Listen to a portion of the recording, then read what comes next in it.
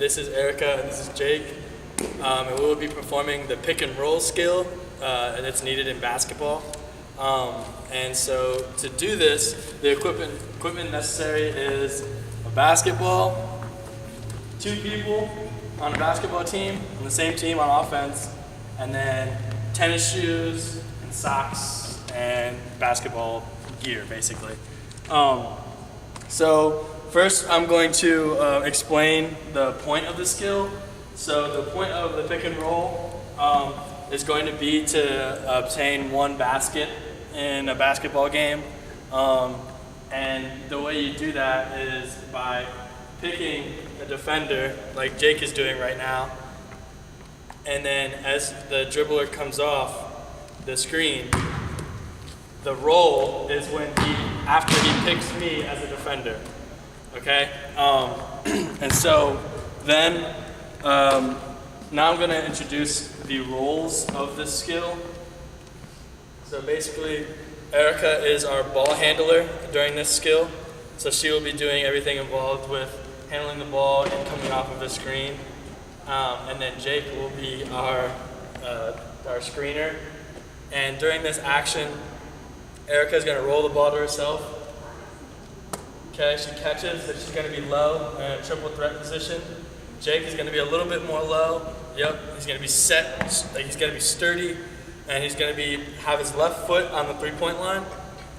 And then Erica's in triple threat. And once Jake is set, which is a really important point, is to make sure you wait until Jake is set.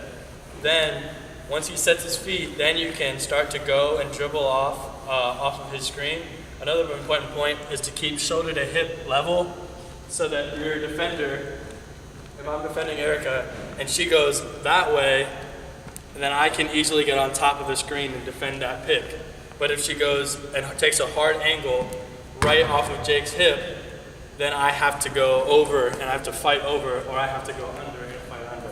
And that opens up a lot of different options on offense.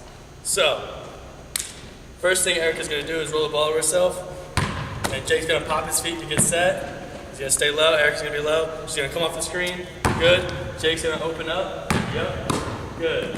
Now one point I wanted to make is that Jake maybe had taken, when Erica came off the screen, Jake might have taken a too wide of an angle, so come off the screen one more time.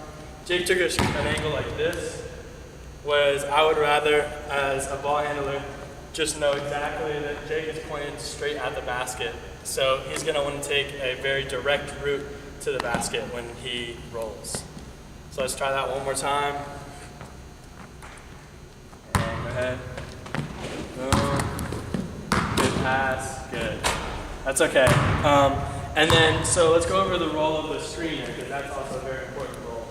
So the screener, in this situation, is going to be Jake, and he's going to have his left foot on the 3-point line. The reason being is that if he's too low, I can obviously just go over top of the screen, and it's going to be a null screen. It doesn't matter in the game.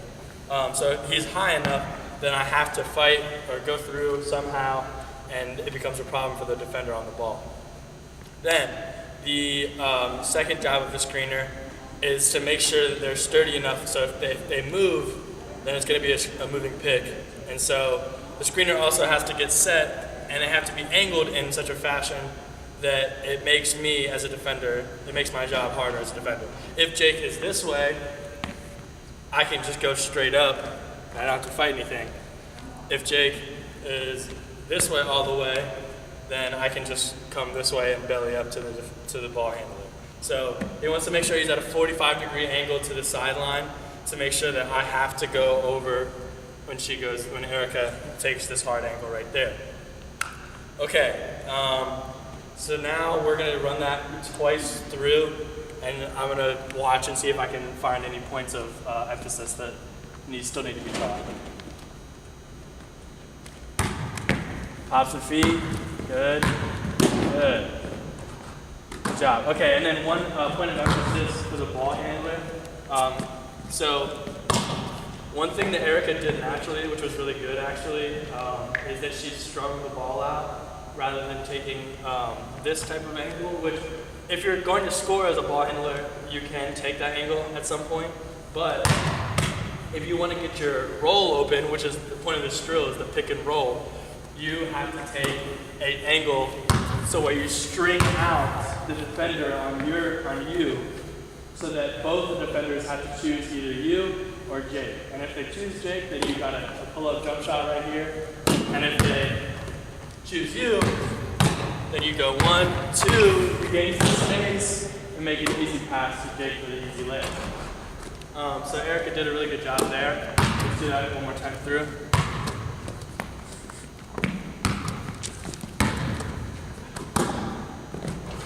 Good. And then Jake, if you want to try using your left hand, just for the sake of where the defender will be, well, let's just talk about that really quick, because that's actually a good point of emphasis. So say I'm Jake's defender, which would most likely be here, and Erica's defender would be here. If I'm Jake's defender, right, and Erica comes off the screen hard, and she spaces out this way, yep, and then go ahead, throw it to him. I'm on this hip, so it's going to be a lot easier for me to block the ball with his right hand. So he wants to take his left hand, go up with it, and then take his right, good, then take his right and shield his body. So I have to either foul him to get the block, or he can easily make the layup. So using your body and using your right hand on the left side is important to make that layup on the pick and roll, because of where the defender is. So let's try that one more time. Good pass. Good. That was really good. So let's review some of the important points here. I would like you guys to talk me through like some of the most important points that you found during the lesson. So Erica, what were some important points for the ball handler? Definitely coming off the hip hard. Coming off the hip hard, good. And why do you think you need to do that? Just to make the defender have to choose. Yeah, right. So if Jake's setting that screen and you don't come off the hip hard and you give me space, then I can easily defend that. Right. And then the pick just becomes null, because then his defender who is here and he rolls, I'm already with you, and it's just a null pick. It doesn't really matter, and it's not really a useful thing in an offense. Jake, what about you? What did you see in the screener's job that was really important? Making sure my angle was 45 degrees to the sideline, so it's difficult for them to get through. Right, the angle. Making sure my angle when I roll Yeah. is not too this way or not this way, more of a direct line to the basket. Right. And then also making sure I use my left hand and shield. Yep. Okay, and then one last point I want to make is for more so for like an advanced basketball player, but it's still important to know as you begin to learn how to do the pick and roll. So as the ball handler, let me see this really quick. When you come off the screen, you stay low, and you open it up, you don't want to lead your ball handler there, because what's going to happen is if you lead, you get rid of there. If you lead the ball handler, you come lay it right in there. So the help defender's right here. Boom, the help defender can take a charge. So what you want to do as a good passer and a good ball handler on the screen is you want to go and open up the screen, and you want to throw it right to him. So then he has space as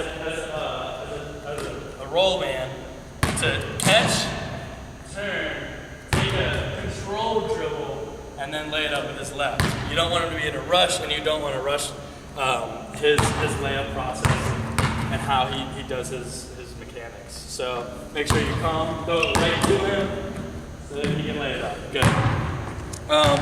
So now, I'm going to ask you guys, do you guys have any questions that you noticed during the lesson? Like, is there anything that you're confused about or that you need clarification on? Okay, what's the importance of staying shoulder to hip? Shoulder to hip? Yeah. That's a good question. So, as a defender, it is important to stay shoulder to hip, because if you're straight up and you come off the screen, basically what happens, like, let me see this real quick. As a ball handler, if you're straight up, you're a lot slower, so that you're not creating that separation that you need to. And also, it makes it a lot harder for me, because you're quicker, more agile, and it makes it harder for me as a defender to stay on the screen.